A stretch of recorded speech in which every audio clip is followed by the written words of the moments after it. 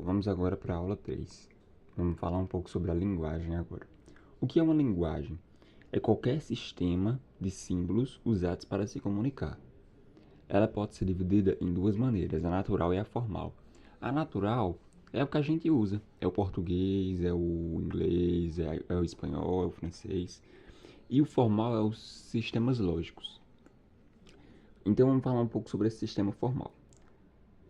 A lógica utiliza esse sistema formal, que é uma linguagem artificial, e nessa linguagem artificial existem regras fixas, sem ambiguidades e precisas, porque a finalidade de criar uma linguagem formal, lógica, é criar uma linguagem em que não se tenha contradições, não se tenha ambiguidades. Por exemplo, quando se fala uma coisa na linguagem artificial, é para se ficar bem claro o que se está querendo dizer. Porque às vezes na linguagem natural a gente fala uma coisa e a pessoa entende outra, interpreta outra. E na linguagem formal evita-se justamente isso, para que se tenha uma clareza, para que seja preciso a comunicação e o que se está querendo transmitir. E agora a gente vai ver a diferença entre uso e menção. Uso, falar com ela, ou seja, falar com a linguagem. Gatos são fofos. Eu estou falando de gatos.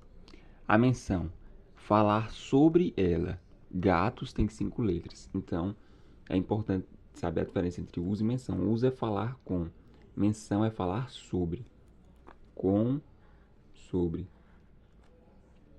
a linguagem.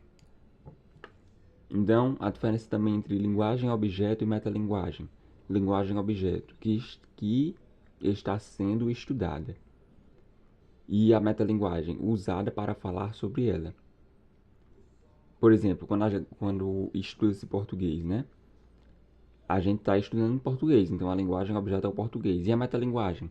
A gente usada para falar sobre ela. A gente fala português para estudar português. Isso é a metalinguagem. E a linguagem objeto é o que está sendo estudada. Nesse caso aqui, a gente está estudando lógica. Variáveis, para encerrar. Símbolos que representam elementos. Se X é humano, então X é mortal. X pode ser qualquer pessoa, então o X ajuda a generalizar o elemento. E aí você cria uma generalização de algo que está querendo. Usa-se muito na matemática também, né? Então é isso.